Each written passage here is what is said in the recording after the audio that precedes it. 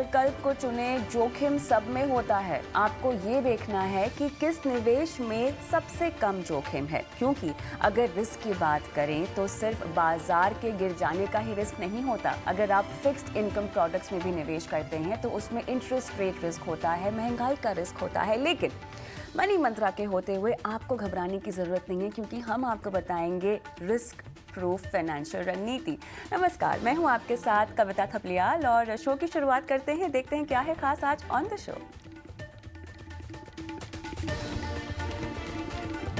Mid और small cap के उतार चढ़ाव से बचने के लिए मिड और स्मॉल कैप के इंडेक्स में निवेश करना कितनी समझदारी, बताएगा आपको मनी मंत्रा।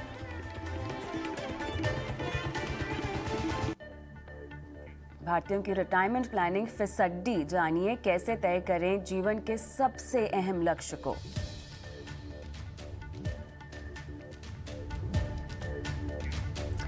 और मनी मंत्रा आप देख सकते हैं लाइव फेसबुक, ट्विटर और यूट्यूब पर। अपने सवाल डालिए कमेंट बॉक्स में, हम करेंगे आपकी लाइव फाइनेंशियल प्लानिंग।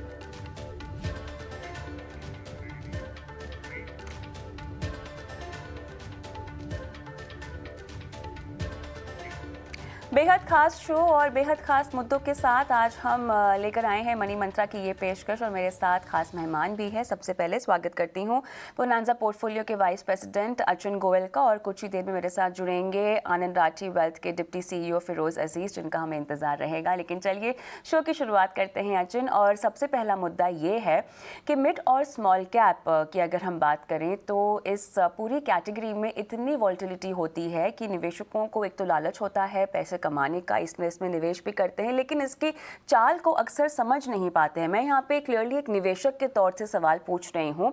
पिछले 1-2 साल में हम देखें तो इस कैटेगरी ने आपको उम्दा रिटर्न्स दिए हैं। जो पिछले 4 से 5 सालों में हमने काफ़ी उतार चढ़ाव देखा, काफ़ी निवेशकों को घाटा हुआ, काफ़ी निवेशकों ने केवल अगर इसी तरह कैटेगरी में निवेश किया था तो उन्होंने अपने हाथ जलाए हैं।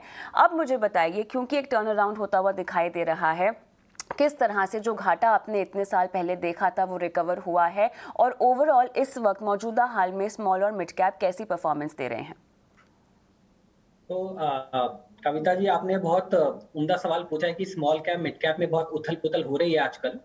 और अगर हम थोड़ा सा पीछे जाते हैं तो जनवरी 2018 में एक सीवियर फॉल आया था, जहां पे small cap mid cap nearly 40 से 45% करेक्ट किए थे।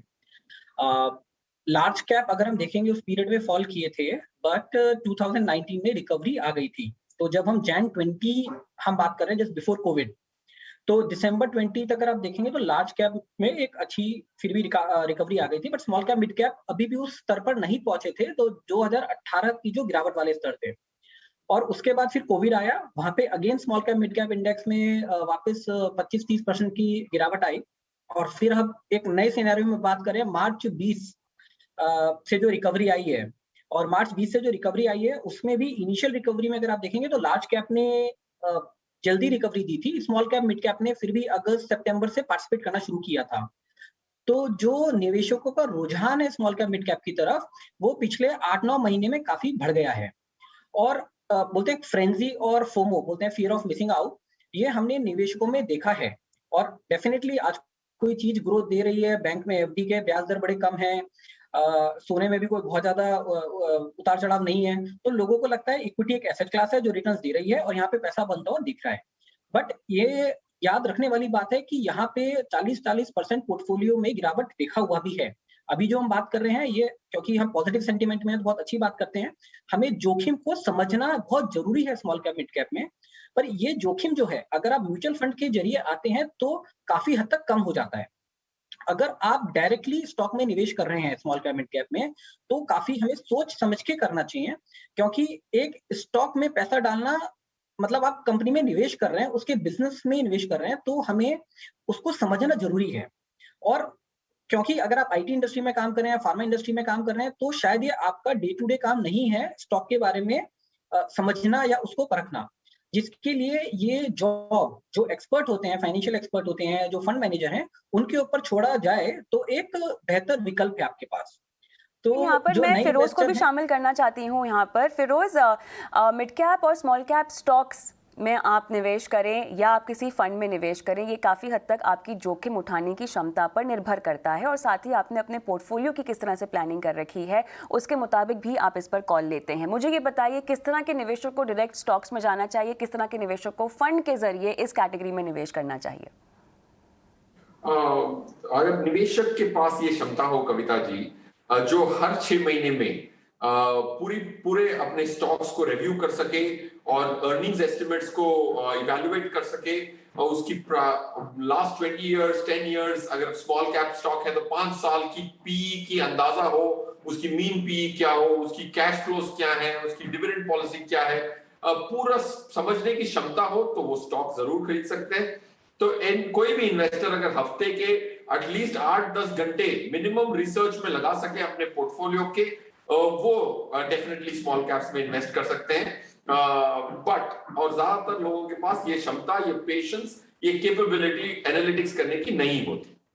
इसीलिए स्मॉल कैप फंड्स मैनेज्ड हो, mid cap funds managed funds में इन्वेस्ट करें, म्यूचुअल फंड में इन्वेस्ट करें तो आपको एक बार डालना होता है, फंड मैनेजर की क्षमता से आप अपने चॉइस कर सकते हैं।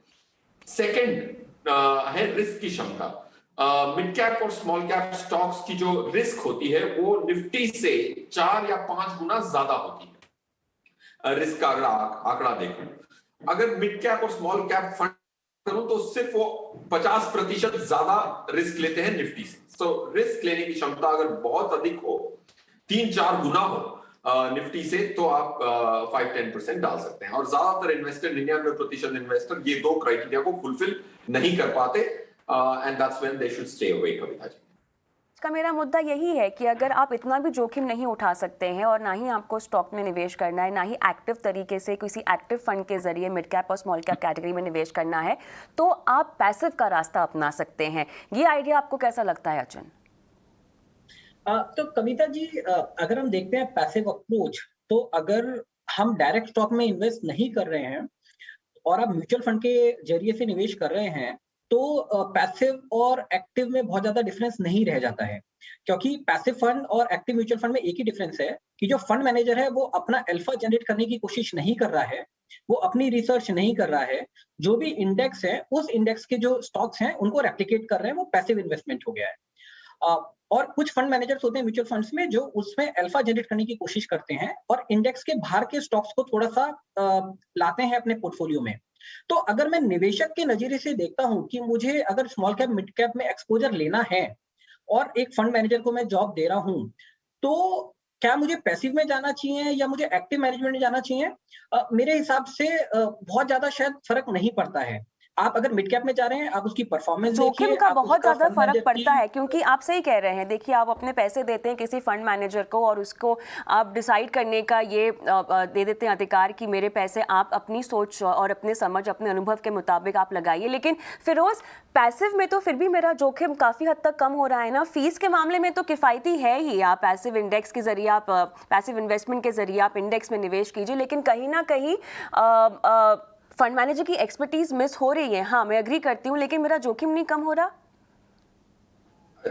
Not necessary, but definitely cost कम है और एक स्ट्रेट जैकेटेड इन्वेस्टमेंट है तो ज्यादा दिमाग नहीं लगाना पड़ता और कम से कम रिसर्च से आप passive index fund small cap के और मिड कैप के खरीद सकते हैं। बट मेरा ये मानना है कि अगर आप डेटा देखें, स्मॉल कैप में जो भी 15 स्कीम्स हैं, जो एक AUM के ऊपर जो 15 स्कीम्स हैं, उसमें से 12 स्कीमों ने एक्स्ट्रा रिटर्न दी है उनके करेस्पॉन्डिंग बेंचमार्क से लास्ट 3 to 5 इयर्स में। तो ये जो एक्स्ट्रा रिटर्न की संभावना है 12 लोगों ने दी है 15 में से, तो that's a good 80% probability to beat the index. तो वो संभावना को मिस करना is not the best thing. But आपकी बात से बिल्कुल सहमत हूं, स्मॉल कैप में स्टार्ट करना है तो पैसिव से जरूर स्टार्ट कर सकते हैं। इसके बदले कि आप महरूम ही रह जाएं, स्मॉल कैप को अपने पोर्टफोलियो में शामिल ही ना करें, उससे next step, best step is definitely going passive. मुझे ये बताइए अचिन, अगर मुझे कोई पैसिव तौर पर फंड अपने पोर्टफोलियो में शामिल करना ही है, तो कुछ नाम तो हम स्क्रीन पे फ्लैश कर ही रहे हैं। चुनाव करना इतना मुश्किल तो होगा नहीं अगर आपको mid cap small cap category में इंडेक्स फंड का ही चुनाव करना हो तो? हाँ, अगर हम पैसिव फंड देख रहे हैं जो इंडेक्स को रेप्लिकेट कर रहे हैं तो वहां पे बहुत डिफिकल्ट नहीं होगा क्योंकि वो इंडेक्स को ही रेप्लिकेट कर रहे हैं और प्लस माइनस 1% जो ट्रैकिंग एरर होता है उतना शायद डिफरेंस आपको मिलेगा। लॉन्ग रन में वो बहुत शायद इंपॉर्टेंस नहीं रखेगा क्योंकि वो डिफरेंस बहुत कम होगा। बट अगर हम पैसिव फंड के बियॉन्ड जाते हैं, जो हमने बोला कि जो फंड मैनेजर जहाँ पे उनको एक रूम है, एक स्पेस है अपना अल्फा क्रिएट करने के लिए, नए स्टॉक्स में चुनाव करने के लिए, वहां पे डेफिनेटली जैसा फिरोज ने भी कहा कि आपको काफी डिफरेंस मिलेगा रिटर्न्स में। तो वहां पे जो चुनाव है वो फंड मैनेजर की क्षमता, वो परफॉर्मेंस, उसका स्टॉक सिलेक्शन, सेक्टर सिलेक्शन हमें देख के करना चाहिए। के फेवरेट फंड मैनेजर्स कौन से होंगे इस कैटेगरी में फिरोज, और किन फंड को आप रेकमेंड करेंगे? देखिए, अगर अगर ईटीएफ की बात आती है तो डेफिनेटली मोतीलाल ओसवाल का जो स्मॉल कैप 250 इंडेक्स है उसमें जो डिवर्सिफिकेशन है वो काफी मायने रखती है। That's on the passive side. वो उसमें फंड मैनेजर का इतना लेना देना होता नहीं है। Asset management company Motilal Oswal अच्छी प्रोसेस ड्रिवन है तो ट्रैकिंग एरर कम है। Point one.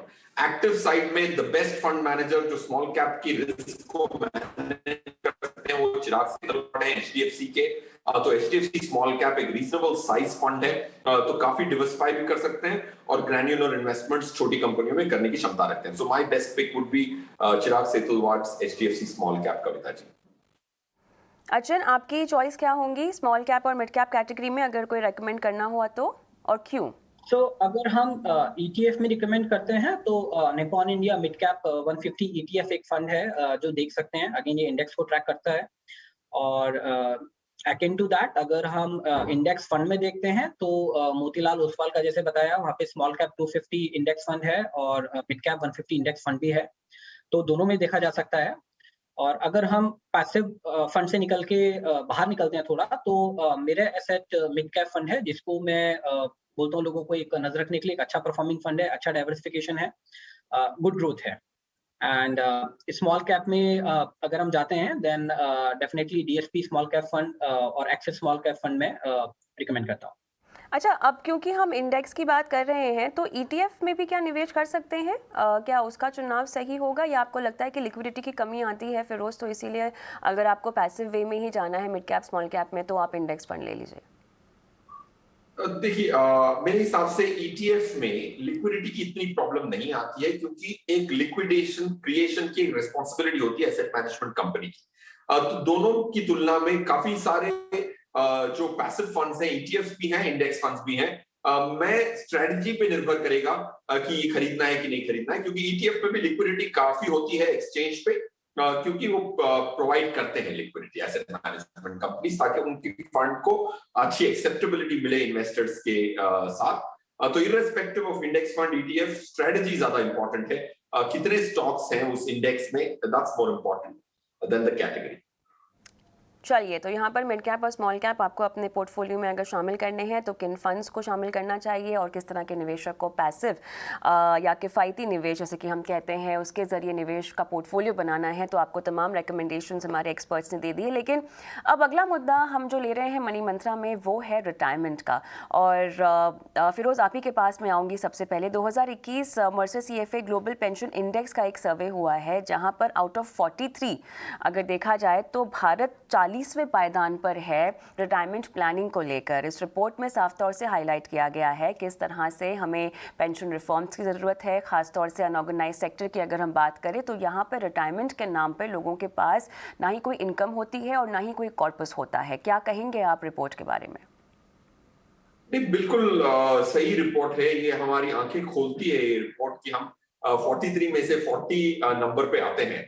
अगर मैं इसका थोड़ा और इंट्रोस्पेक्ट करूं, इसका कारण देखूं तो हमारी जो सोशल फैब्रिक है इंडिया की, ये हमेशा ऐसा होता था कि बच्चे पढ़ लिख के बड़े बन के वो पेरेंट्स को सपोर्ट करते थे, तो रिटायरमेंट पे इतनी प्लानिंग की जरूरत नहीं पड़ी है प्रीवियस जनरेशन में।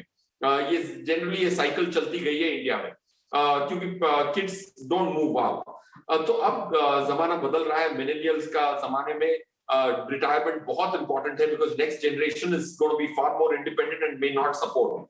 तो ये पॉइंट वन है।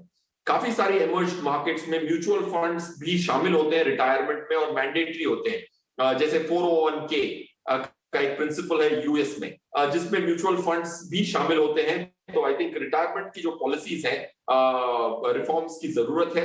एनपीएस एक बहुत अच्छा स्टेप है उस डायरेक्शन में, but I think investor awareness से और रिटायरमेंट की प्लानिंग काफी बढ़ सकती है, स्पेशली जो हमारी इंटरेस्ट रेट और इन्फ्लेशन है उसमें इंटरेस्ट रेट्स कम हो रही है, इन्फ्लेशन ऊपर है, तो प्लानिंग करना रिटायरमेंट की ज्यादा जरूरी है। हर दर्शक को अपने करंट स्थिति को देख के इंट्रोस्पेक्ट करके प्लानिंग सुपीरियर करनी चाहिए। अर्जुन, मैं चाहती हूँ कि आप रिपोर्ट को थोड़ा समझाएं, उसके तमाम पैरामीटर्स को भी बताएं जहां पर उन्होंने भारत को आंका है रिटायरमेंट के लिहाज से। जी कविता, तो रिपोर्ट आई है, काफी डिटेल और अच्छी रिपोर्ट है। और अगर हम इसके सार में जाते हैं तो 3 पैरामीटर्स पे इस पूरी रिपोर्ट को निर्धारित किया गया है। एक है एडुकेसी फैक्टर कि कितना पैसा रिटायरमेंट के टाइम पे होना चाहिए हमारे पास। हमारे पास हमारी कंट्रीज में क्या-क्या प्रोविजन है उन बेनिफिट्स के लिए, तो एडुकेसी एक फैक्टर है। दूसरा एक फैक्टर है सस्टेनेबिलिटी कि जो भी हमारे डेमोग्राफिक्स हैं, जो भी रिफॉर्म्स हैं, क्या वो सस्टेनेबल है ओवर अ लॉन्ग ईयर? क्योंकि आज अगर मैं अपने पेंशन की तैयारी करता हूँ, तो जो भी गवर्नमेंट के प्रोविजंस हैं, रिफॉर्म्स हैं, वो अगले मतलब जब तक मैं रिटायर होता हूँ या इवन पोस्ट रिटायरमेंट हम बात करते हैं अपनी लाइफ एक्सपेक्टेंसी, वो सस्टेन करनी चाहिए। तीसरा है इंटेग्रिटी, गवर्नेंस के जो इश्यूज हैं कि कल को जो रेगुलेटरी बॉडीज हैं जिनमें आप पैसा डाल रहे हो, क्या वो रेगुलेटेड हैं? क्या वो पैसा देंगे आपको? क्या उनके ऊपर केस तो नहीं होगा? तो हम बोलते हैं ना सिक्योरिटी, जैसे हमने देखा बैंक्स को डिफॉल्ट होते हुए देखा है, तो अगर रिटायरमेंट के टाइम पे कुछ इस तरह के केसेस हुए, तो जो भी आप कर रहे हैं रिटायरमेंट के लिए वो सब फेल हो जाएगा। तो इन 3 फैक्टर को वेटेज दी गई है और इसमें अगर हम देखते हैं तो 40% जो सबसे ज्यादा वेटेज दिया गया है वो एडुकेसी फैक्टर को दिया गया है कि आपके बेनिफिट्स कितने हैं, गवर्नमेंट का सपोर्ट कितना है, आप सेल्फ कंट्रीब्यूट कर रहे हैं, आप कितना परसेंटेज कंट्रीब्यूट कर रहे हैं एजुकेशन में। क्योंकि हमारे यहाँ जो है वो डिफाइंड कंट्रीब्यूशन बेनिफिट इंडिया में जो प्रिवेल करता है उसके ऊपर चलता है कि आप कुछ पैसा अपना ही कंट्रीब्यूट कर रहे हैं और कुछ आपकी कंपनी कंट्रीब्यूट करती है ईपीएफ में, या जो सेंट्रल गवर्नमेंट की पॉलिसी है वहां पे कुछ गवर्नमेंट कंट्रीब्यूट करते हैं। तो it's a self contributory defined benefit plan जो इंडिया में प्रिवेल करता है। दूसरा है सस्टेनेबिलिटी फैक्टर का जो वेटेज है वो 35% का इस रिपोर्ट में दिया गया है और इंटेग्रिटी का 25%। ऐसे मिला के एक वेटेज करके स्कोर निकाला गया है, जहां पे अगर हम देखते हैं कि इंडिया का स्कोर जो है वो ओवरऑल मतलब 33 to 61% रेंज करता है एंड 40th उस पे आता है। हल्का सा डिटेल है बट काफी अच्छी रिपोर्ट दी गई है कविता जी। और मतलब उसके मैं 2-4 पॉइंट बताना चाहूंगा यहाँ पे ताकि हम थोड़ा सा डिटेल में समझ पाए। अगर हमें आज रिटायरमेंट की तैयारी करनी है तो सबसे पहले हमें पता होना चाहिए कि हमारे पास विकल्प क्या है। हम देखते हैं हम पीपीएफ कर सकते हैं, पर पीपीएफ में 15 साल के बाद आपके पास ऑप्शन है कि आप उसको विड्रॉ भी कर सकते हैं। तो क्या ये रिटायरमेंट तक सस्टेन करेगा या नहीं करेगा, उसका कोई मतलब 100% एश्योरिटी नहीं है, वो एक यूजर डिपेंडेंट हो गया है। इसी तरह अगर दूसरा ऑप्शन देखते हैं हम, ईपीएफओ है या आपका ईपीएफ है, वहां पे भी जब आप रेजिग्नेशन देते हैं या आप चेंज करते हैं तो आप विड्रॉ कर सकते हैं और कुछ प्रोविजंस हैं, मैरिज हो गया, एजुकेशन हो गया, जहां पे आप विड्रॉ कर सकते हैं। तो इंडिया में कुछ रिफॉर्म्स आनी जरूरी हैं जो पैसा तभी आप निकाल पाए जब आप रिटायर हो। तो उससे जो हमारा बेनिफिट है, जो रिटायरमेंट की एक प्लानिंग है, उसको काफी हेल्प मिलेगी, काफी बूस्ट मिलेगा। जैसा बताया अभी कि एनपीएस नेशनल पेंशन स्कीम इसी तरफ एक बहुत बड़ा स्टेप है, क्योंकि अगर आप देखेंगे यहाँ पे आप लमसम विड्रॉ नहीं कर सकते रिटायरमेंट में। अगर आप विड्रॉ करते हैं तो आपको टैक्स लगेगा, तो 40% आप जो है कम से कम एन्युटी के जरिए आपको करना पड़ेगा। सिमिलरली अगर आप देखते हैं, अगर आप रिजाइन करते हैं तो आप खाली 20% लमसम विड्रॉ कर सकते हैं, 80% बाय वर्च्यू ऑफ एन्युटी ही लेना पड़ेगा, which is a disciplined cash flows to you, which actually serve as a retirement benefit plan जो आपको हर साल आते रहेंगे। यहाँ पर कहीं ना कहीं अर्जुन हम देख रहे हैं कि हमारे पास रिटायरमेंट का लक्ष्य अगर आपको तय करना है तो आपके पास विकल्प कई सारे हैं। फिरोज, कमी है तो जागरूकता की है, कमी है तो इस बात का ध्यान रखने की कि रिटायरमेंट आपकी ज़िंदगी का एक अहम लक्ष्य है जिसके लिए आपको जितना जल्दी हो सके प्लानिंग शुरू कर देनी चाहिए। हम लगभग इस तरह के शोज़ बहुत बार कर चुके हैं फिरोज आपके साथ, अर्जुन आपके साथ, लेकिन फिरोज क्या आपको लगता है कि लोगों की मानसिकता में रिटायरमेंट एज अ गोल को लेकर बदलाव आता दिखाई दे रहा है? क्या अब भी ट्रेडिशनली पीपीएफ का नाम ले लीजिए या आपके ऑफिस के पीएफ का बात, ईपीएफओ की आप बात कर लीजिए, लैंड्स की बात, प्रॉपर्टी की बात कर लीजिए, सोने की बात कर लीजिए, क्या यहाँ से मानसिकता थोड़ी सी अब हटती हुई दिखाई दे रही है? हम एनपीएस की बात कर रहे हैं, हम म्यूचुअल फंड्स की बात कर रहे हैं, क्या इनको लोगों ने अब समझना, अपने पोर्टफोलियो में इंक्लूड करना रिटायरमेंट के लिए क्या शुरू कर दिया है? यस कविता जी, डेफिनेटली एक पैराडाइम शिफ्ट हुआ है और इसको नकारा नहीं जा सकता। हम 2-3 कदम आगे बढ़ चुके हैं, माना 10-15 कदम आगे बढ़ना है, 2-3 तो बढ़ ही चुके हैं। इसका करेक्ट क्लियर एविडेंस ये है कि म्यूचुअल फंड्स की जो एसआईपीज हैं वो काफी लॉन्ग टर्म फोलियोस बन रही हैं। तो उस फोलियो में लास्ट 10 साल में दुगना टाइम फ्रेम का मूवमेंट दिखा गया है एम्फी के डेटा के हिसाब से। सो पॉइंट वन, लोग लॉन्ग टर्म के लिए इन्वेस्ट कर रहे हैं। सेकंड ये है कि जो भी रिटायरमेंट के दूसरे प्रोडक्ट्स हैं, काफी सारे प्रोडक्ट्स हैं, वो डेट फोकस्ड हैं और इक्विटी फोकस्ड होना बहुत जरूरी होता है रिटायरमेंट में, क्योंकि ब्याज से कभी रिटायरमेंट की प्लानिंग नहीं कर पाएगा कोई निवेशक, ये समझना जरूरी है। ईपीएफ, पीपीएफ, ये सब डेट इंस्ट्रूमेंट्स हैं। सुकन्या समृद्धि योजना में बच्ची के लिए लगाया पैसा जो 10-15 साल बाद आता है, ऑफ कोर्स वो चाइल्ड एजुकेशन के लिए होता है, but debt instruments long term के लिए डेट्रीमेंटल होते हैं। तो एनपीएस में भी आज की डेट में जो इक्विटी फंड मैनेजर्स हैं उनको एलोकेशन मिल रहा है। तो ये सब इन्वेस्टर एजुकेशन का नतीजा है जो 2013-14 से सेबी इन्वेस्टर एजुकेशन पे फोकस कर रही है। आई थिंक उसमें काफी बदलाव आया है और आई थिंक और प्रोग्रेस की गुंजाइश है और हो भी रहा है। हमारा मकसद इस शो के ज़रिए यही है समझाने का लोगों को कि आपकी ज़िंदगी के अहम आर्थिक लक्ष्य होते हैं जो आपको पहले से पता होते हैं। रिटायरमेंट के बारे में भी आपको पता होता है। बस ये बात है, अचिन आप भी शायद इस पे सहमत होंगे कि लोग इसके बारे में ना 40-50 की उम्र में जब आते हैं तब सोचते हैं। उन्हें लगता है कि सारी जिम्मेदारियाँ जो हैं अपने जीवन की हम पूरी कर लें और उसके बाद हम अपने रिटायरमेंट के बारे में सोचें, बल्कि होना बिल्कुल उल्टा चाहिए।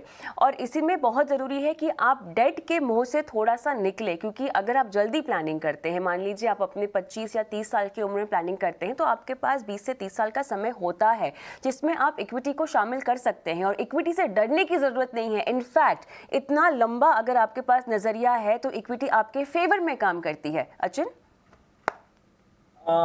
राइट कविता, जैसे आपने बताया और कोई हिडन तथ्य नहीं है कि इक्विटी में overall in the long run 12 से 15% तक की रिटर्न्स देखी जा सकती हैं।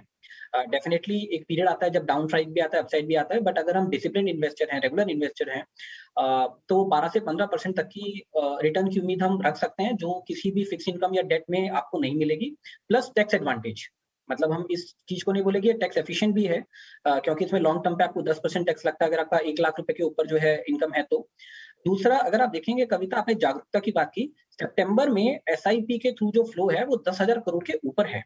तो it's one of the highest flows जो हम लोगों ने देखा है एसआईपी के जरिए आ रहा है। और सिस्टमैटिक इन्वेस्टमेंट प्लान, हो सकता है कि जो भी निवेशक हैं उन लोगों ने मेंटल बकेट में क्लासिफाई नहीं किया हो एसआईपी को कि मैं एसआईपी शादी के लिए कर रहा हूँ, कि एजुकेशन के लिए कर रहा हूँ, या बच्चों की पढ़ाई के लिए कर रहा हूँ। बट इन्वेस्टमेंट का जो रुझान है वो डेफिनेटली जो फ्लो है उससे हमें पता चलता है कि बढ़ रहा है। बिल्कुल, लेकिन अब किसी को एक पोर्टफोलियो बनाना है, मान लीजिए फिरोज इस वक्त कोई सुन रहा है, अचानक से उनको समझ में आ गया रिटायरमेंट के बारे में कि इसकी प्लानिंग आपको अभी से शुरू कर देनी चाहिए। किस तरह के निवेश इंस्ट्रूमेंट्स पोर्टफोलियो में होने चाहिए? स्पेसिफिकली अगर आप कोई फंड्स रेकमेंड करना चाहते हैं या एनपीएस रेकमेंड करना चाहते हैं, सीनियर सिटीजन सेविंग स्कीम के बारे में आप बताना चाहते हैं, तो एक रिटायरमेंट पोर्टफोलियो क्या होना चाहिए? रिटायरमेंट पोर्टफोलियो में डेफिनेटली 80 to 90% इक्विटी होना चाहिए, प्रोवाइडेड 10 साल और हो रिटायरमेंट को। अगर आपके सिर्फ 5 साल हैं तो 50-50 रखना चाहिए। सो पहला ये डिसीजन होता है कि 5 साल है तो 50-50 इक्विटी डेट, अगर 10 इयर्स है एंड प्लस है तो डेफिनेटली 80-90% इक्विटी होना चाहिए। That's on the asset allocation bit. The second, जो दूसरा निर्णय होता है कि प्रोडक्ट कौन से लूं और कौन से जरिए से उस एसेट्स जो चुने हैं उसमें पार्टिसिपेट करूं। तो उसमें I think 50-70% equity mutual funds होने जरूरी है। एनपीएस 20 to 30% आप जरूर रख सकते हैं। एनपीएस में भी आपको इक्विटी की तरफ ही रुझान रखना है, तो इक्विटी म्यूचुअल फंड्स में 4-5 रेकमेंड कर देता हूं। डेफिनेटली लार्ज कैप कैटेगरी में मिराई एसेट लार्ज कैप एक अच्छा फंड होगा। एचडीएफसी फ्लेक्सी कैप एक फ्लेक्सी कैप कैटेगरी का अच्छा फंड है। ICICI focused equity, Kotak emerging equities, Canara Robeco flexi cap, ये 5 schemes, 5 different asset management companies की अगर कोई 12% पर स्कीम डालते हैं तो 60% का पैसा लग जाता है। बाकी 20% to 30% एनपीएस के माध्यम से फंड मैनेजर्स चूज कर सकते हैं। एसबीआई, एचडीएफसी, आईसीआईसीआई, ये 3 फंड मैनेजर्स आप डेफिनेटली अपने एनपीएस के माध्यम से लो कॉस्ट में चूज कर सकते हैं। तो ये हो जाता है आपका 90% पैसा रिटायरमेंट का, 10% आप रखें डेट फंड्स में, उसमें भी रेकमेंड कर ही देता हूं Kavita ji, HDFC banking and PSU fund and lastly SBI medium term fund. Alright Arjun, आपका एक आइडियल पोर्टफोलियो कैसा होगा? किस किस तरह के इन्वेस्टमेंट इंस्ट्रूमेंट्स को रिटायरमेंट के लिए आप शामिल करेंगे, और अगर फंड्स हैं तो कौन कौन से होंगे? कविता, मैं क्योंकि रिटायरमेंट की हम प्लानिंग कर रहे हैं और जल्दी ही किसी ने शुरुआत की है, और जैसे बता रहे हैं अराउंड 10 साल हैं अगर रिटायरमेंट के लिए, तो मैं हल्के से सेफ फंड्स या तो लार्ज कैप या मल्टी कैप फंड्स की तरफ लोगों को रिकमेंड करूंगा कि पोर्टफोलियो बनाएं। और जैसे जैसे उनका मतलब रिटायरमेंट ईयर क्लोज आ रहा है, वहां पे उस समय हम इक्विटी को थोड़ा सा हाइब्रिड फंड्स या डेट फंड्स की तरफ शिफ्ट करें, बट वो एलोकेशन नियर टू रिटायरमेंट करें। तो इस समय अगर हम कुछ मल्टी कैप फंड्स की बात करते हैं तो आपका ICICI prudential multi cap fund है, Nippon India multi cap fund है, जिनको मैं रिकमेंड करता हूं कि आप निवेश कर सकते हैं। और लार्ज कैप फंड्स में axis blue chip fund and Kotak blue chip fund, मैं ये 4 फंड को बोलता हूं निवेश करने के लिए रिटायरमेंट प्लानिंग के लिए। अच्छा, अब ऐसे में किसी के पास अपना PPF भी हो, और ख़ासतौर से फिरोज़ इंश्योरेंस में लोग बहुत ज़्यादा निवेश करते हैं रिटायरमेंट को लेकर, बहुत सारे पेंशन प्लान्स होते हैं, इन्हें अगर पोर्टफोलियो में आप शामिल करते हैं तो कितना अपने ऊपर आप बर्डन बढ़ा देते हैं?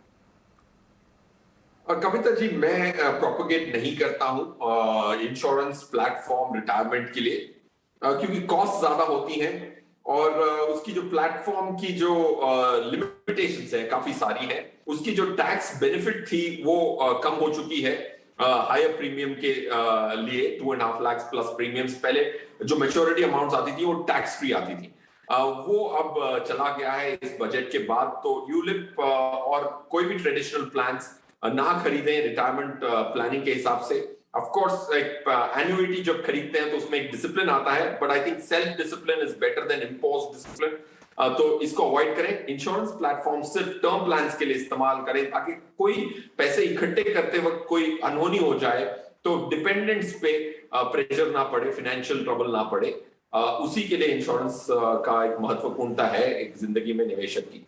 Otherwise from a retirement standpoint you are better off staying away. Alright, चलिए, कैसे बेहतरीन तरीके से रिटायरमेंट की प्लानिंग आपको करनी चाहिए, इसके नुस्खे हमने आपको दिए हैं। आपको बस करना ये है कि जितना जल्दी हो सके इस लक्ष्य के बारे में सोचें, एक अवधि अपनी आंक लीजिए, अपना कॉर्पस आंक लीजिए, आपको जितना भी कैलकुलेट करना है आप कर सकते हैं आपकी लाइफस्टाइल और महंगाई को ध्यान में रखते हुए, और उसके मुताबिक रिटायरमेंट कॉर्पस के लिए निवेश की रणनीति जो है उसे अपनाइए और शुरुआत कीजिए अपने इन्वेस्टमेंट की। मनी मंत्रा में हम रुकेंगे एक छोटे से ब्रेक के लिए, लेकिन ब्रेक के उस पार जुड़ेंगे दर्शकों के साथ और देंगे उनके सवालों के जवाब। बने रहें।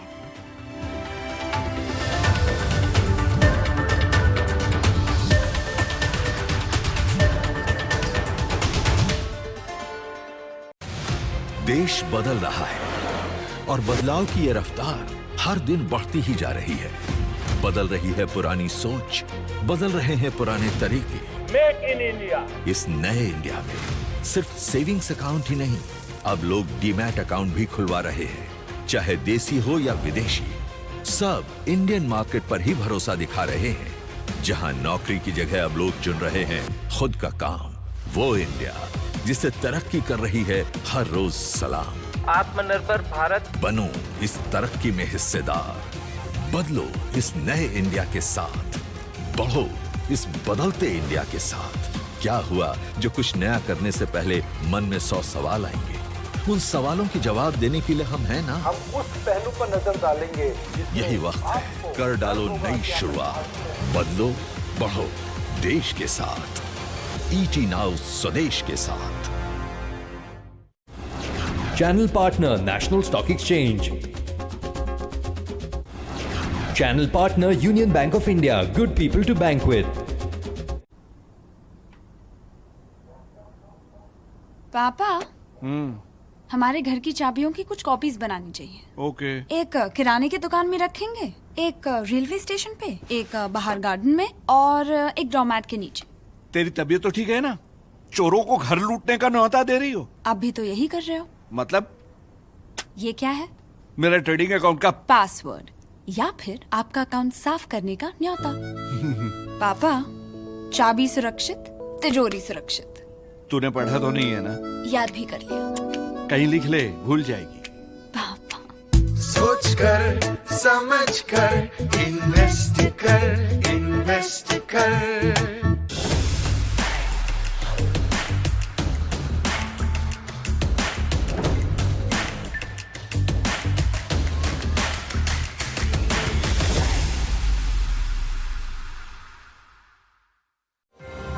Presented by Herbalife Nutrition. Powered by Darwin Platform Group of Companies. Never stop moving forward. Driven by Maruti Suzuki.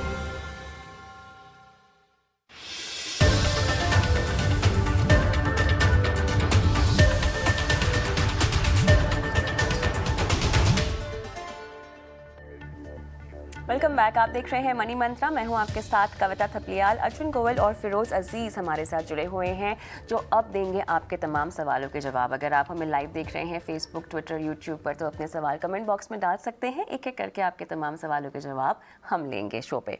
चलिए शुरुआत करते हैं। और अर्जुन, आपके पास आएगा ये पहला सवाल। अमी का सवाल है और ये पूछ रही हैं कि ग्रोथ प्लान और डिविडेंड प्लान क्या होते हैं। म्यूचुअल फंड स्कीम में अगर निवेश करना हो तो दोनों में से कौन सा प्लान किस तरह के निवेशक को चुनना चाहिए। ये पहली बार निवेश करना चाह रही हैं और इसीलिए इन्हें कंफ्यूजन है दोनों में से किस तरह के प्लान को अपनी स्कीम के लिए चुने। तो अमी, अच्छा सवाल है और बाकी निवेशकों को भी शायद इससे थोड़ा फायदा मिलेगा। देखिए, ग्रोथ प्लान वो होता है जहाँ पे आप म्यूचुअल फंड में निवेश करते हैं और म्यूचुअल फंड में जब फंड मैनेजर कुछ बाई सेल करते हैं और and bye virtue of buying and selling कुछ उसमें प्रॉफिट जनरेट होते हैं या कुछ कंपनीज डिविडेंड डिक्लेयर होती हैं, तो उसका जो पैसा होता है वो वापस उसमें निवेश कर दिया जाता है। तो एक कंपाउंडिंग इफेक्ट का बेनिफिट आपको ग्रोथ स्कीम में मिलता है। और डिविडेंड स्कीम में यही पैसा डिविडेंड के जरिए लोगों को दे दिया जाता है, तो कुछ पैसा आपके पास आता रहता है, उसको हम डिविडेंड प्लान बोलते हैं। अगर जब हम इक्विटी में निवेश करते हैं तो एक लंबे नजरिए के दायरे को देख के निवेश किया जाता है। और अगर हमारा नजरिया 3 से 5 साल है और डिविडेंड का तो बहुत छोटा अमाउंट होता है कैपिटल का, तो वो आएगा आपको थोड़ा सा, शायद कहीं पे आके आप उसको खर्चा कर देंगे, उसको वापस निवेश भी नहीं करेंगे। तो अधिकतर लोग ग्रोथ प्लान में जाना चाहते हैं। डिविडेंड प्लान हम तब यूज करते हैं जब हम कुछ विड्रॉल्स या कुछ रिटर्न्स या इनकम सोर्स देख रहे हो, तब वहां पे हमारे पास मंथली इनकम प्लान या आपके पास वीकली इनकम प्लान के ऑप्शंस अवेलेबल रहते हैं जो आप ले सकते हैं, जहां पे आपको कंटिन्यूअस कैश फ्लो आ सकते हैं। ऑलराइट, चलिए अमी हमारे साथ फोन लाइन पर नहीं है, वरना हम और विस्तार से इनका सवाल समझते और इनको बताते क्या करना चाहिए। बहरहाल अगला सवाल रौनक का है और एनपीएस को लेकर ये सवाल पूछना चाहते हैं फिरोज़। एनपीएस अकाउंट से कैसे पैसे निकाल सकते हैं? ये एक सरकारी कर्मचारी हैं और पूछ रहे हैं कि पार्शियल विड्रॉल के आखिर क्या रूल है एनपीएस अकाउंट में से। कविता जी, गवर्नमेंट एम्प्लॉय के लिए टियर 1 अकाउंट से पार्शियल विड्रॉल के लिए पहली क्राइटेरिया तो ये है मिनिमम 3 ईयर का इन्वेस्टमेंट हो चुका होना चाहिए। मैक्सिमम पार्शियल विड्रॉल 25% का होता है। मैक्सिमम नंबर ऑफ टाइम्स आप विड्रॉ सिर्फ 3 बार कर सकते हैं on the life of the entire product. चौथा, स्पेशल सर्कमस्टांसेस में ही विड्रॉ कर सकते हैं। वो स्पेशल सर्कमस्टांसेस क्या होंगे? मैरिज होता है फैमिली में, एजुकेशन होता है, होम बिल्ड करने के लिए होता है। चौथा, अगर कोई डिसेबिलिटी की वजह से आपकी कमाने की क्षमता थोड़ी कम होती है तो वो डिसेबिलिटी के लिए आप विड्रॉ कर सकते हैं। पांचवा, स्किल डेवलपमेंट के लिए विड्रॉ कर सकते हैं। छठा, बिजनेस कुछ और करना चाहती है फैमिली तो उसके लिए विड्रॉ कर सकते हैं। तो ये क्राइटेरियाज है और विड्रॉ करने की एक रेस्ट्रिक्शंस है, ताकि ये जो रिटायरमेंट का प्लेटफॉर्म है, रिटायरमेंट तक पैसे बचे रहें, ना कि हम खर्च कर दें या किसी और माध्यम में लगा दें। अच्छा, तो ये जो पैसे हैं अचिन, टियर 1 या टियर 2 किस में से निकाल सकते हैं हम?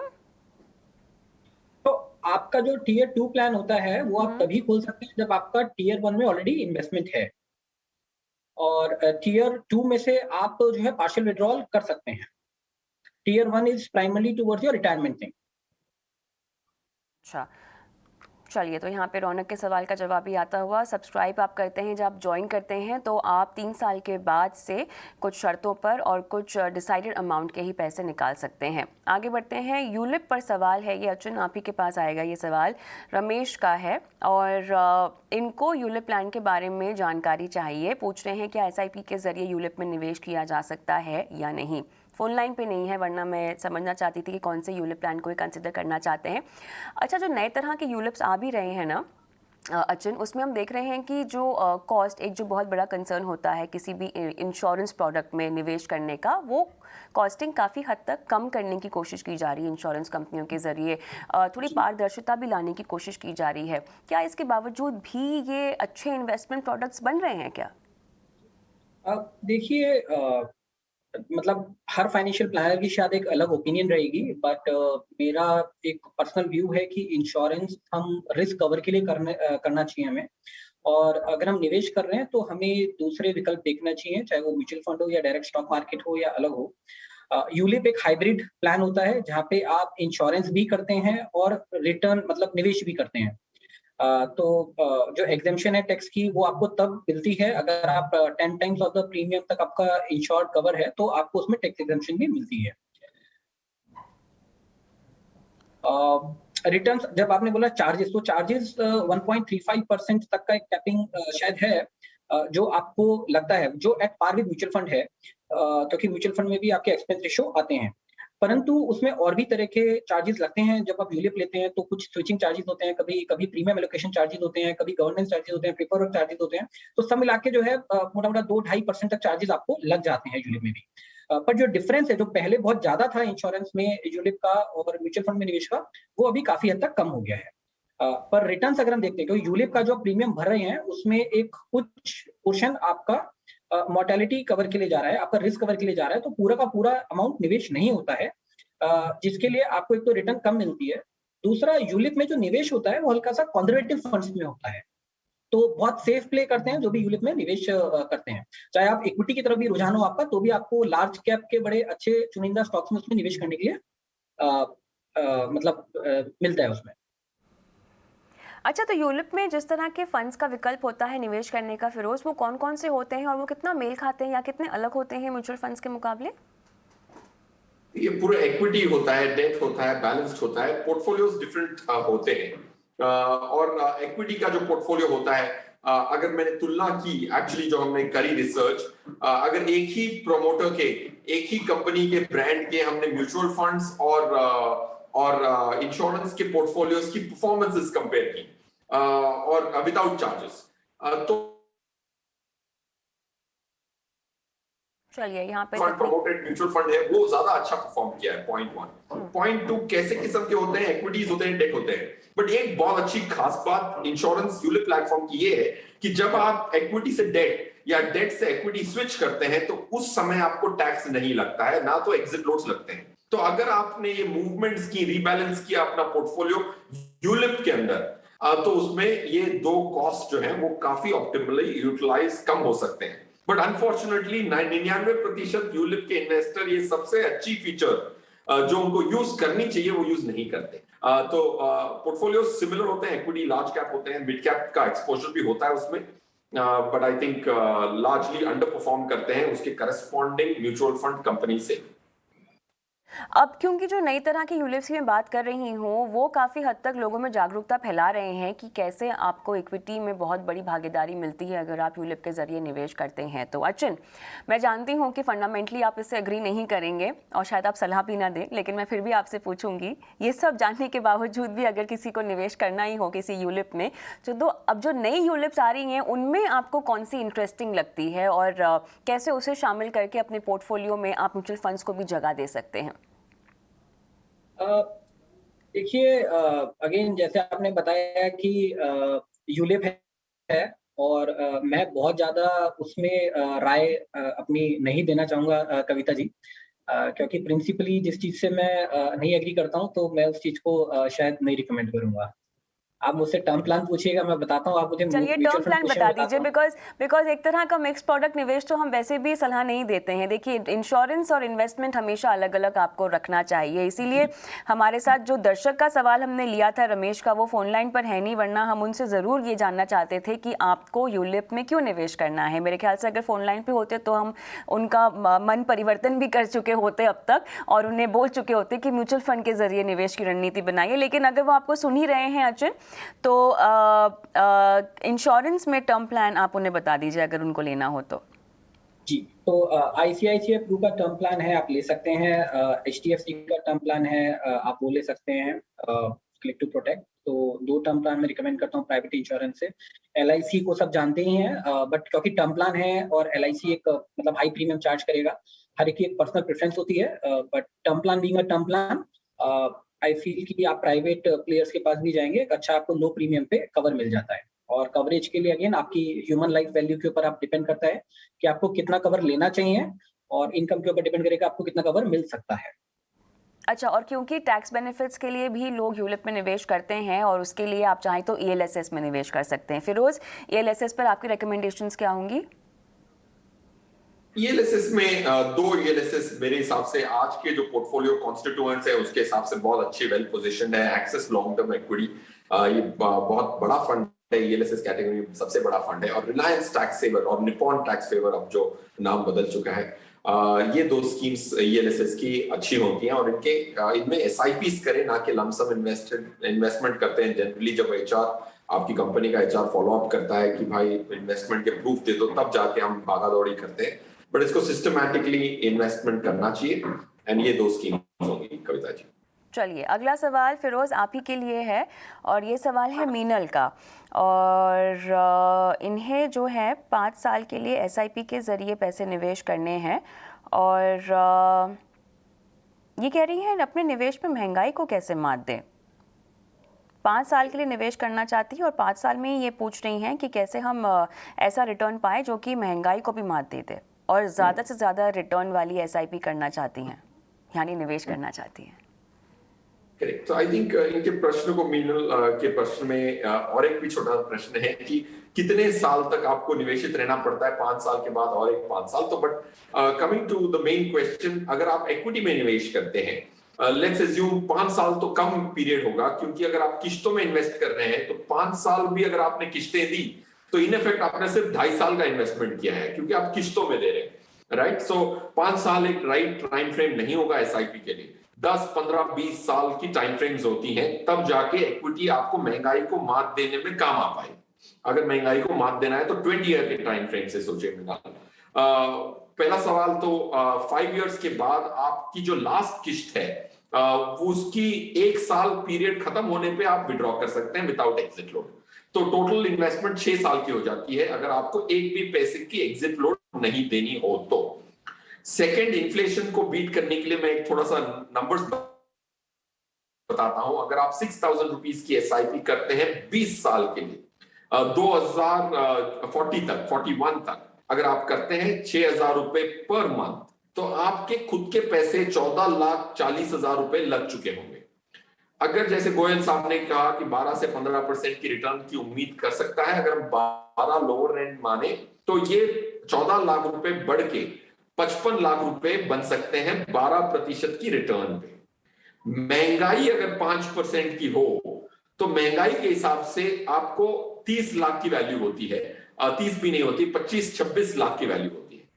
तो आपने महंगाई को मात दी और 30 लाख रुपए ज्यादा इकट्ठे किए महंगाई से ज्यादा। सो महंगाई को मात देने के लिए आपको लंबी अवधि ले यूज करनी पड़ती है और इक्विटी का प्रयोग जरूर करना पड़ता है, ताकि 5 पे महंगाई बढ़े और आपके पैसे 12 पे बढ़े। तो ये जो 7% महंगाई से ज्यादा कमाएंगे उसको कहते हैं रियल रिटर्न, और रियल रिटर्न शॉर्ट टर्म में नहीं आती और दूसरे एसेट क्लासेस में आना मुश्किल होता है। अगला सवाल अचन आपके लिए होगा मेहर का, और ये स्मॉल फाइनेंस बैंक में फिक्स्ड डिपॉजिट कितना सेफ होगा ये जानना चाहते हैं। और ये कह रही हैं कि रिटर्न क्योंकि इनको ज़्यादा मिल रहा है, तो इसलिए अगर फिक्स्ड डिपॉजिट करना ही हो तो कहाँ करना चाहिए।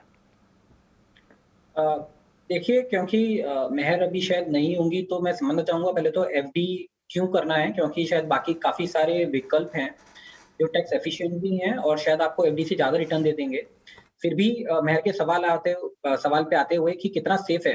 देखिए, गवर्नमेंट का एक प्रोविजन आया है 2020 में कि आपका कोई भी एफडी 5 लाख रुपए तक किसी भी बैंक में सेफ है। अगर कभी कल को बैंक फेलियर होता है, कुछ होता है, तो आपका जो deposit insurance and credit guarantee corporation है, DICGC, वो 5 लाख तक का सिक्योरिटी आपको देता है। ये पहले रकम 1 लाख रुपए तक थी, अब 5 लाख का हो गया है।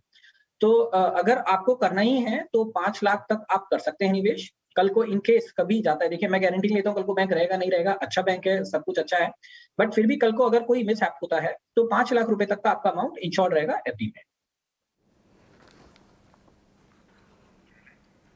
चलिए आगे बढ़ते हैं। ललित सिंह बिष्ट का सवाल फिरोज आपके लिए होगा।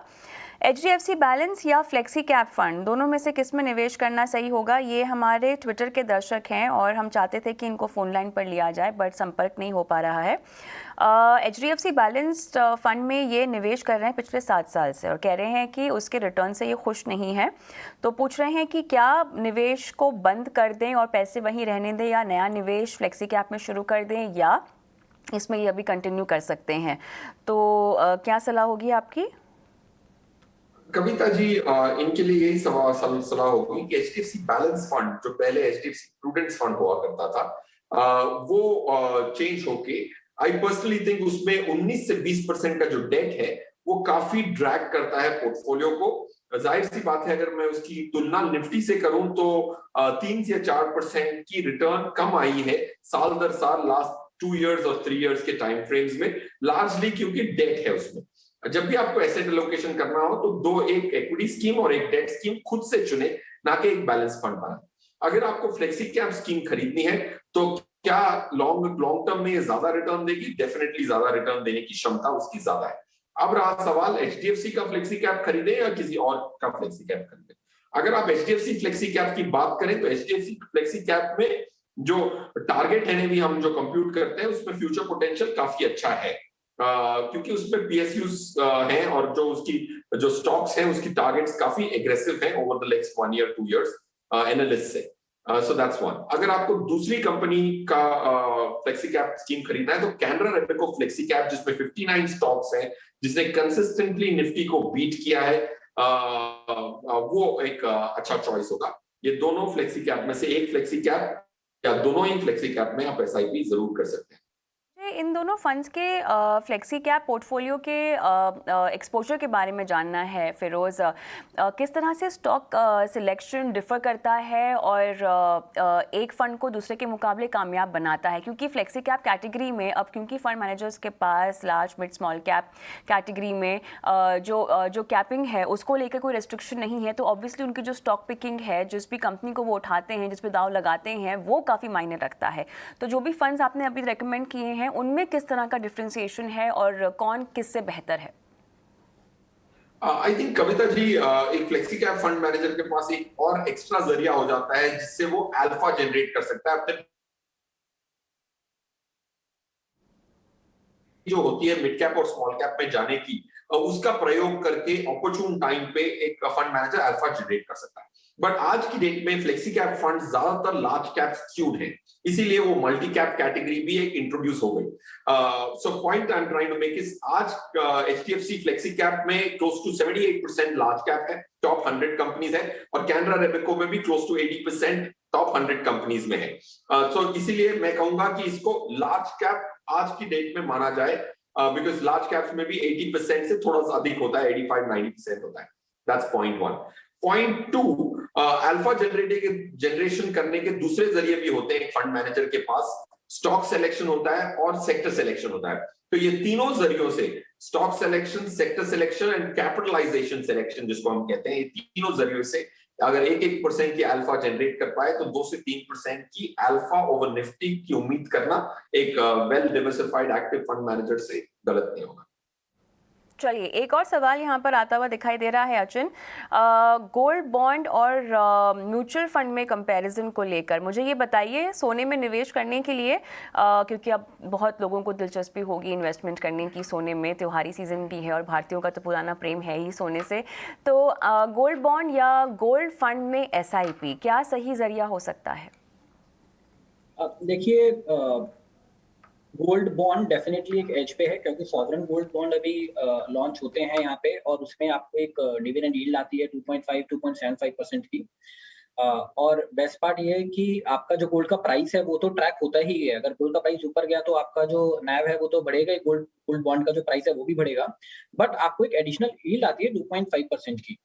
तो डेफिनेटली अगर मेरे पास गोल्ड का म्यूचुअल फंड है और गोल्ड का बॉन्ड है, देन बॉन्ड जो है काफी बेहतर विकल्प है compare to gold mutual fund या गोल्ड ETF। अच्छा, अब क्योंकि हम लोग बाजार के इस लेवल पर हैं और ऐसे में बहुत सारे निवेशकों को ये सलाह दी जा रही है कि वो अपने पैसे निकाल लें बाजार से। फिरोज, ऑब्वियसली आपकी एक फाइनेंशियल स्ट्रैटेजी होती है, आपके गोल्स होते हैं, उसके तहत आपको रीबैलेंस करना चाहिए अपने पोर्टफोलियो को, लेकिन क्या आपको लगता है कि ये वो समय है जब अपने पोर्टफोलियो को थोड़ा सा हल्का कर दिया जाए? आने वाले वक्त में हो सकता है उठापटक हम ज़्यादा होती हुई देखें बाजार में। कविता जी, डेफिनेटली ऐसी एक्सुबरेंस में थोड़ी मार्केट्स फेयर वैल्यू से थोड़ा आगे जाने की हमेशा संभावना रखते हैं। पॉइंट 1, अगर किसी ने 50-50 की एसेट एलोकेशन एक साल पहले की थी, तो क्योंकि मार्केट मूव की है और डेट ने इतना मूवमेंट डेफिनेटली नहीं दिखाया होगा, क्योंकि वो 5-6-7% का ही रिटर्न देता है, तो 50-50 का जो पोर्टफोलियो है आज बढ़ के 65 इक्विटी हो गया होगा और 35 डेट हो गया होगा। तो उसको रीबैलेंस करने की डेफिनेटली ये अच्छा समय है। पॉइंट 1। पॉइंट 2, हमेशा ही हम सुनते हैं कि मार्केट महंगी हो गई है, तो हमारे हिसाब से आनंद राठी पे हमने एक रिसर्च किया कि निफ्टी की क्या वैल्यू होनी चाहिए, इंट्रिंसिक वैल्यू अंदाजा, तो वो आती है 16,600। तो हम 7-8% थोड़ा आगे चल गए हैं मार्केट से। ऐसा नहीं कि 25% आगे चले गए हैं फंडामेंटल से, सिर्फ 6-7% गए हैं। तो बुल रन में हमेशा ऐसा होता है कि मार्केट की लिक्विडिटी और एक्सुबरेंस की वजह से you go little ahead of the fundamentals of the market. तो इतना डरने की बात नहीं है। 8-9% की over valuation is not extraordinary. तो रीबैलेंस करें, एग्जिट ना करें, ये बहुत इंपॉर्टेंट है। ऐसे समय में ही एसेट एलोकेशन को रिटेन करना एक इन्वेस्टर की समझ होती है, और जज्बात से ना काम करें और डेटा से काम करें। तो I think rebalancing is at best today to be done. किसी ने अगर अपने निवेश की शुरुआत ही करनी है इस दिवाली से, है ना, तो एसेट एलोकेशन के लिहाज से आप किस किस तरह से उन्हें एक्सपोजर तय करके देंगे? देखिए, अगर किसी को शुरुआत करनी है, और जैसे हम देख रहे हैं कि मार्केट लॉन्ग रन में अच्छा रिटर्न देने की मैं एटलीस्ट उम्मीद करता हूँ। ऐसा नहीं है कि मार्केट अभी बहुत हाइप हो गया है, मार्केट में अभी काफी ग्रुप स्टोरी हैं, और जो हमारा डोमेस्टिक फ्लो है वो बहुत ऊपर है। तो मार्केट में और करेक्शन के मुझे कोई बहुत ज्यादा रीजंस नजर नहीं आ रहे हैं अभी। आपकी इकोनॉमिक एक्टिविटी पिकअप हो रही है, अमेरिका का एक मैटर है कि ठीक है, वहाँ पे आपका जो इजी मनी है, लिक्विडिटी थोड़ा सा पुल बैक होगा, तो it may have certain correction, but long run में मुझे अच्छा लग रहा है। तो अभी निवेश कैसे करें, एक पॉइंट है कि मार्केट उठापटक हो सकती है, तो एक होता है SIP के जरिए से निवेश हम कर सकते हैं, ताकि आपका जो पैसा है वो एक सर्टेन टाइम पीरियड पे इन्वेस्ट होता रहे। दूसरा होता है आप सिस्टमैटिक ट्रांसफर प्लान होता है कि सपोज आपको बोलते हैं कि 3 मंथ के अंदर ही करना है। SIP तो लॉन्ग रन हो गया, आपका हर मंथ निवेश हो रहा है। एक होता है सिस्टमैटिक ट्रांसफर प्लान कि आपने लिक्विड फंड में निवेश कर दिया और आपने अगले 3 महीने के अंदर उस पैसे को इक्विटी में निवेश कर दिया। तो वो एक विकल्प है जिसके जरिए आप इक्विटी में निवेश कर सकते हैं।